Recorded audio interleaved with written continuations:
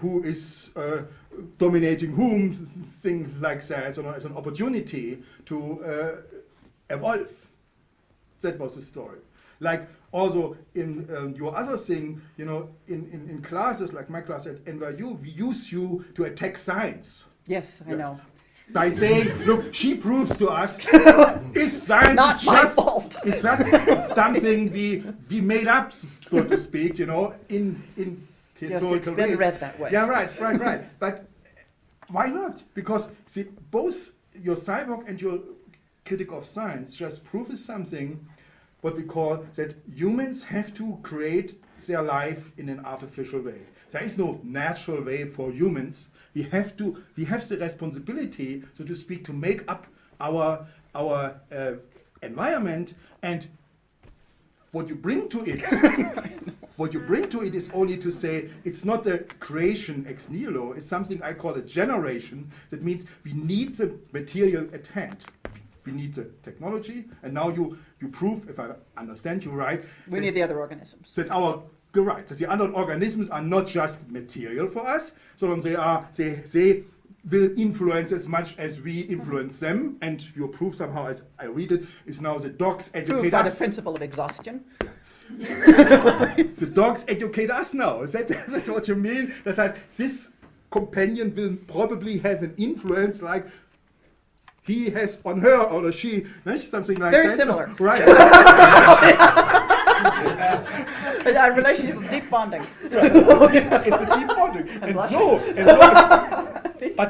But the real good news about that is that we can now look at humanity. So that's actually our only interest. We don't want to know what dogs are. We just want to know who we are. Who's this we? We, you and me. I want to know about the dogs. I care about the dogs. Not really. Yeah, really. Honest to God. It is really true. To do the same thing what Heidegger once advised. If you want to know about humanity, look away from humanity. Yeah. That's all well and good. This But I is the also want to indirect know way. about the dogs. Yeah, sure. You want to know about the dogs, but you cannot escape that you are being a human being. There is no way that you can ever leave your anthropomorph viewpoint. That is the only thing I mean. It's not. You don't have to be anthropocentric. That means only for my own good. You can certainly ask other people, but you always have an anthropomorph viewpoint. That whatever you do, it will be done for yourself. Is this what we talked about this morning? Yeah. Probably. Yeah. Anyway, that is my question to you. Yes. Actually, is really when you stay away from your actual research and ask yourself the big question: what can I? What? So what? What? No. No. That's a. Do I stand, sit, lie down? Probably, for the sake of people holding cameras, I ought to sit still.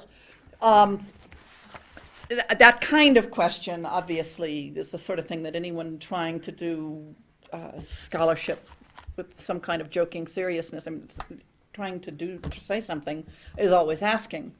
And so there's no final answer to that, but I do have a lot of answers in the small a sense to that kind of question. One of them is that just as I learned through my own inhabiting the figure of the cyborg about the non-anthropomorphic agency, for lack of a better word, liveliness of artifacts, that the kind of sociality that joins humans and machines is a sociality that constitutes both, and that there is some kind of liveliness going on here that is both human and non-human, and that who humans are ontologically is constituted out of that relationality. So there is, in some non-trivial sense, not a pre-existing anthropomorphic point of view onto which, from which vision proceeds to the world, but that kind of being in the world, that kind of getting on together with the other inhabitants, most of which are not human and which are actors in the process of making what is the furniture and dramatis personae of the world, that in some non-trivial way these interactions of humans and machines have produced both. It isn't humans that produce machines in some unilateral action. The arrow, it does not move all one way, even in those areas of direct human invention, much less in broader areas of what makes us happen in the world. So that kind of relentless insistence on the non-transcendent being, always being in medias res and in the midst, that action is always, that life is a verb and the actors aren't all human. And that there are very important nodes of energy in that kind of action. And I think of human-machine interfaces or interdigitalities or intra-actions as particularly potent places to stay and work, think, meditate, try to describe. And I think human-animal and other organisms, not only animals, also, that what one learns here is that humans are not the only actors, and that point of view is an important metaphor, but a limited one for getting at all that's going on. So that I'm trying to find descriptive languages out of this work that name emergent ontologies. I'm trying to do a descriptive practice out of a very particular, mundane, small place to pay attention. The world is in the details. Out of a very particular, not making giant claims for general relevance, I am in fact making some extremely arrogant general claims that have to do with, for example, the rigorous insistence on commitment to finitude, death, and non-transcendence in the explanation of the history of technology and the nature of scientific knowledge, the resistance to both universalism and relativism. A pox on both your houses, thank you. We will find another way to name what's going on in knowledge practices than that deadly fraternal sibling rivalry of universalism and relativism. Neither realism nor social constructionism, thank you, it's wrong on both.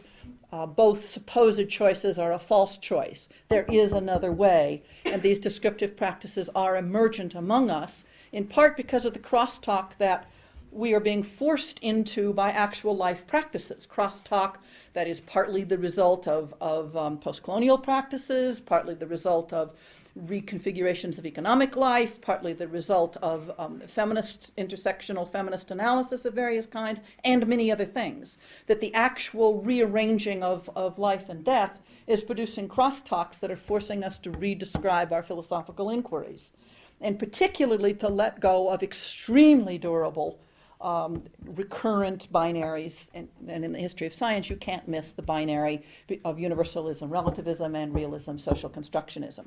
None of the above, thank you. So that part of the reason general relevance in the work I do is hard to name is because it's an argument against that kind of general relevance.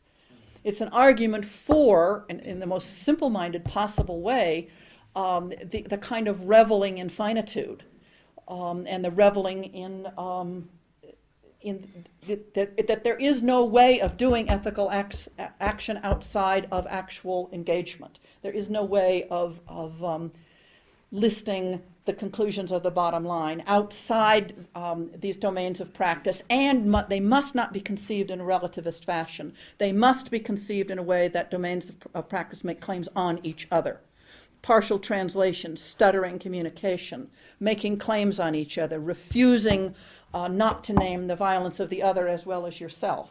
A kind of ongoingness that refuses the easy closing off of cultural relativism or social constructionism, that insists on making claims in the world and making claims on each other, that insists on a kind of taking up life with each other because of inhabiting difference together, because you're not the same, and because translation is never perfect, or even close to perfect. That's why communication can take place, because translation's not perfect. That's not a barrier, that is the condition of signification. Surprise! The condition of language is troping. Troping is tripping. Etymologically, there is no making sense in general. There is only making sense in fact.